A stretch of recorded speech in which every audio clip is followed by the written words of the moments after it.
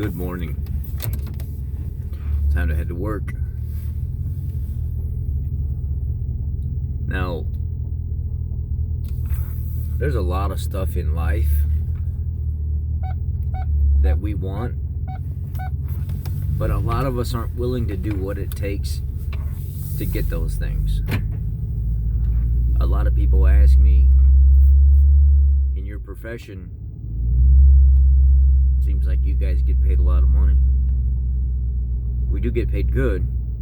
It's not a lot of money. We get paid very good though. Sometimes you don't make money. But are you willing to do what it takes to get to the highest level of where you can in your tier, your profession? You want all these things, and you want to have money and be able to go and do and come and say whatever you want when you want.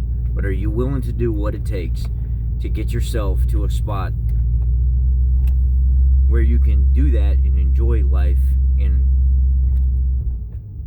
the aspect of not having to worry about financial burden? There's rarely any jobs anymore where you can have that kind of freedom, but they're there. A lot of jobs you can have that freedom, but you just have to work, and it may take time to get there. I'm doing repairs to my vehicles and stuff all the time. I am upgrading things, spending little bits of money, budget shopping and stuff here and there, while other people tell me, how are you able to afford that? How are you able to do the things that you do? It's because I live within my means. I don't live outside of my means, and I even try to live under my means.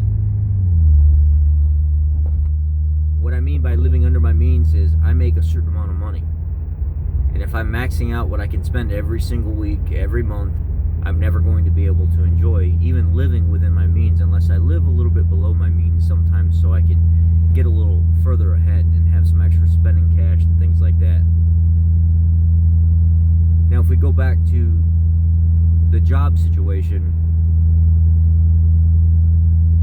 you don't just get there overnight. You don't just magically appear as a 20-year technician in the field and make that money. You got to start somewhere.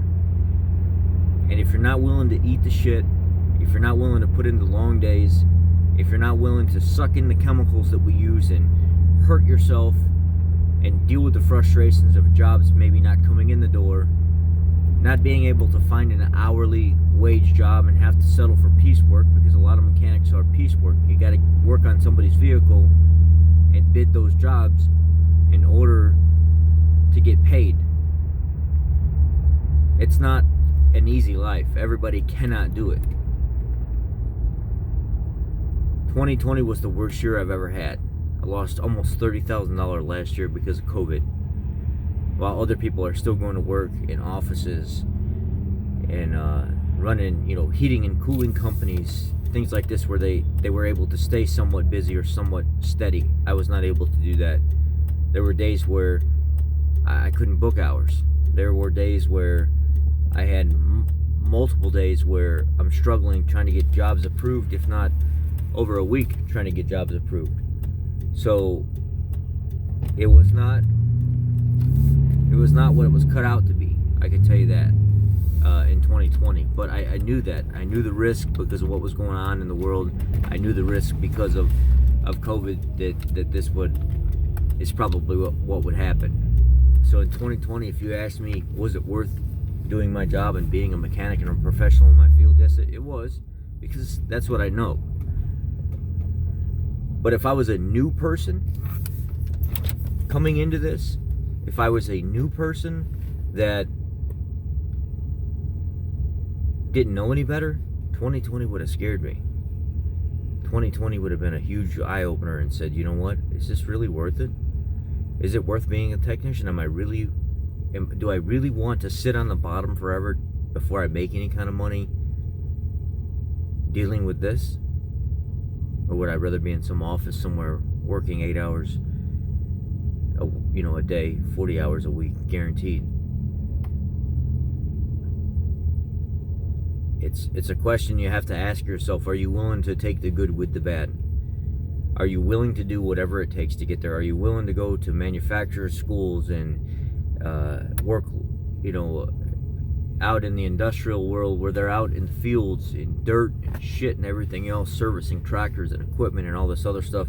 Are you willing to sit at $14, $15 an hour as a lube tech for a while as you work your way up? Are you willing to do those things? Are you willing to put in 4 or 5 years before you get moved into a higher position? Because sometimes that's what it takes. Are you willing to do that? Sometimes I think about what I do and I'm like, man, I love it. I love my job. I love repairing things. I love customers and dealing with people and stuff like that. A lot of techs don't. I do. I love seeing their face whenever they get their vehicle back and they're so happy about the repair that was done. But then I start to question myself, my body, how tore up my body is, all the amount of times I've cut my hands open and hurt myself and put myself in a local emergency care, quick care, to get a finger stitched up or get my head closed up because I bumped it or cut it open on something, being careless, not wearing safety glasses, but then 2 other times wearing safety glasses, stuff still getting in my eyes anyway, and having to go to the doctor to get things removed. You're damned if you do, you're damned if you don't. How sore my knees are and my back hurts sometimes from being on concrete all day. It's not good for you. The chemicals aren't good for you. Being on the concrete all day is not good for you. Staying bent over the front of a vehicle all the time, like just constantly leaning over, working down inside an engine bay and stuff, it's not good for you. There's a lot of stuff in this field that's not good for you. But I can fix my car when I want. I can change things about my vehicles when I want. I live within my means, and then sometimes a little below my means, and I don't buy brand new vehicles. The main thing is I don't buy brand new vehicles to where I have to make a bunch of payments and stuff all the time. I buy older, reliable vehicles that I know something about, that I'm comfortable with, and then I will live my life off that. But you know, thankfully I've got a Lincoln Town Car as my daily driver, which is the most reliable car on the road. Panther platform cars are just, you're never going to find another car as reliable as these cars. So I have that security blanket. I have that something goes wrong, it's cheap to fix, it's easy to fix. But you know, being a mechanic, being a technician, dealing with all the stress and frustrations of the pinpoint test not leading you in the right direction, eating up hours and hours and hours of time on something that you're not going to get paid for. Those really rough, misguided moments are what make you who you are. They are what make the technician that you are. How you deal with them, how you work through them, how you learn from them, and how you take that knowledge and you carry it forward to possibly help other people, or have that in that library, that storage bank of things that in the future somebody else would probably have given up trying to work through troubleshooting issues where there's no easy answer, there's no easy outcome. Yeah. So that's how I see this job. I love it. I wouldn't trade it for anything. There are days where I want to throw it all away because of how frustrating it gets. But I love it, man. It's my job, and it's to answer some of your questions lately. You know, some people asking about my job and what it takes to be a mechanic and get to the level that I'm at. And then there's even higher, you can get to the engineering level as well, where you work and troubleshoot on the engineering side. And then people ask me about, you know, my car, how I'm able to afford doing repairs and stuff all the time and little upgrades.